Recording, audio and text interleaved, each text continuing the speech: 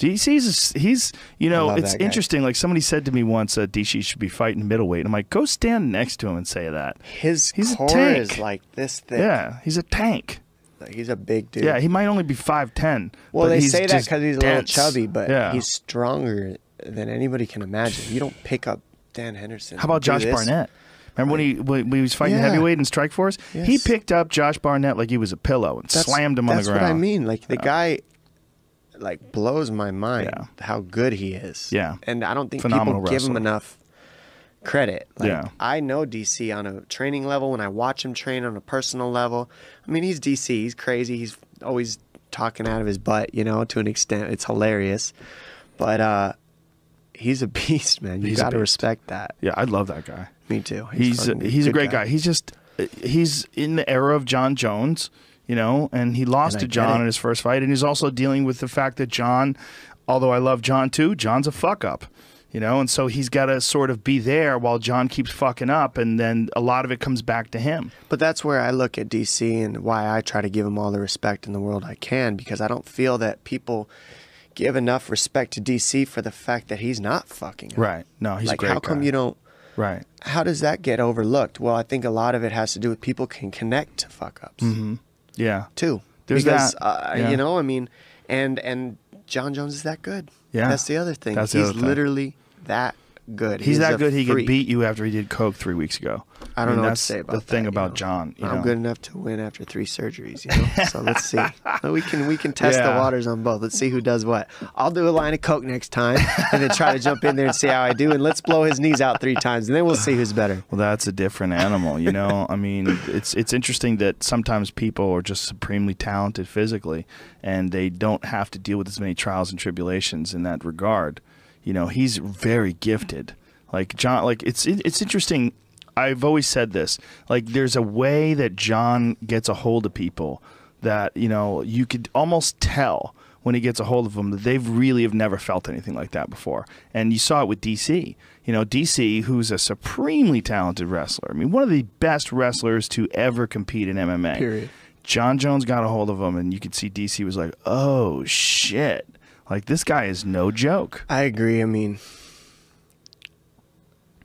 John's a stud. Yeah. He's a fucking stud. He's that good. He's that good. He's that good. But and so is DC, so though. is DC. DC could still beat him. I really believe that. It's entirely possible. There if was I had still to a very choose, close fight. I would probably, if I had to choose on paper, you take Jones depending on how healthy he is. Well, DC was so furious that he didn't fight him in the Oven St. Preux fight because he was like, I would have beat that John Jones. Because I did commentary with him in that fight. He's like, I would have beat that John Jones. And here's another thing on that, okay? Because how's that? That might not be true either. Right. Because that John Jones would have trained differently for you than he trained for Oven St. Preux. Yeah. And he hates... Well, the Oven St. Preux was a very late replacement. Don't forget this, though. I mean, how much does he hate DC? He's not going to let that get away from him. Oh, yeah. It's a different level of training you're doing for different people and where your emotions are with that human being. That's a really good point. It is. But don't you think that was a big factor in the first fight as well? Because DC was very emotionally wrapped up in fighting John. It was very intense because he had never had anybody disrespect him like that. They had that fist fight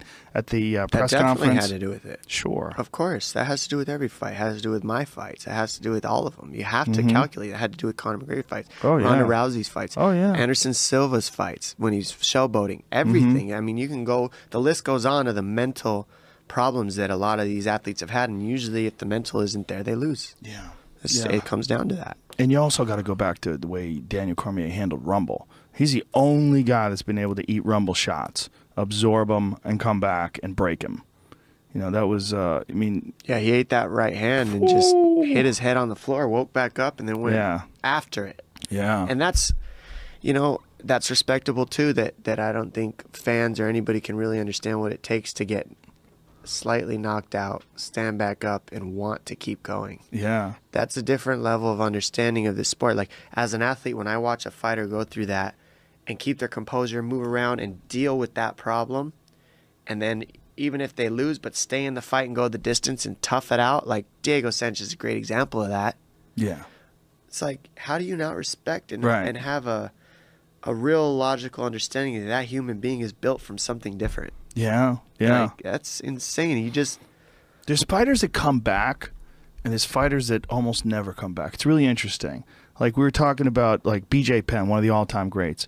I can't remember a fight where BJ was losing where he came back and won. Frankie Edgar, on the other hand, you can never count that motherfucker out, ever. True. Frankie Edgar, in the Gray Maynard fights, those two chaotic fights, was so close to being stopped in the first round, where Gray Maynard is putting it on him, and Frankie's going down and down again and stumbling around the octagon, and Gray keeps catching him, and Frankie goes on to stop him. I mean, that was insane. Those two fights were insane. And he should go down as one of the best ever for that fight. You know, I mean, it's I like agree. stuff like for that. both of those fights. The one where they won to a draw, and then the other one when he beat him. And it's true. I mean, you gotta. It's hard though, because there's so many crazy fights that you can give credit to everybody. Yep. Yeah. And it's like, how do you really dictate who gets what where? Right. Yeah. Right. Because we're all putting our life out there on the line too. So every single one of these is just as serious as the next, and every single one of us is sacrificed just as much as the next. So at what point do you really start drawing the line as to who is the best and who isn't? I think it has to come down to who stays the best the longest. Yeah. No, I agree with you. I mean, how else do you really... That's why I put Fedor over Kane as the best heavyweight of all time, although I still think I maintain that Kane, when he was at his best, as far as like what I see him, what he was able to do to guys, and what I see from his performance inside the octagon, especially his cardio as a heavyweight, his clean technique, his wrestling, the pace he puts on guys, his chin. I don't think there's been ever anybody like Kane. I think Kane, when he was at his prime, was the best I've ever seen. I never got to see Fedor fight live, but I would say if you have to give an all-time great to a heavyweight, I kind of lean towards Fedor because he stayed on top longer, beat more guys longer. Who did he beat compared to Kane? Nogueira in his prime, Krokop in his prime. Fought some freaks like Semi Schilt, took him down. Yeah, and that was in the early days. Yeah. When like it was still very limited knowledge. And it was wild rules as far as supplements go. Pow, pow, pow. Gosh. Take whatever you want, motherfucker. Let's get this party going. Let's see if we can get you bigger than Joe Rogan. Yeah, everybody's bigger than me, man. I'm tiny compared to Krokop at 42. Bigger than Lorenzo and Dan. Yeah, well, Lorenzo's a gorilla. Yeah, but yoked. Krokop just won the Rising Grand Prix. I mean, he's a shell of himself in the UFC under USADA testing. They send him off to Japan, and all of a sudden he's super Krokop again. Looked sensational. I didn't see that. Oh, he looked fantastic. Missed that one. His kickboxing looked fantastic. Well, he went and did some kickboxing, looked really good in kickboxing again, and then fought in Rizin and won their heavyweight Grand Prix. I mean, he looked extraordinary. Right. He looked like the Krokop of old. He really did. He really turned back the clock. I'm going to watch it. And then he decided, I'm good. I'm done. I ended my career with an amazing high note. It's awesome. Yeah. And very rare do people come back and do that. Yeah. You know, need a little help.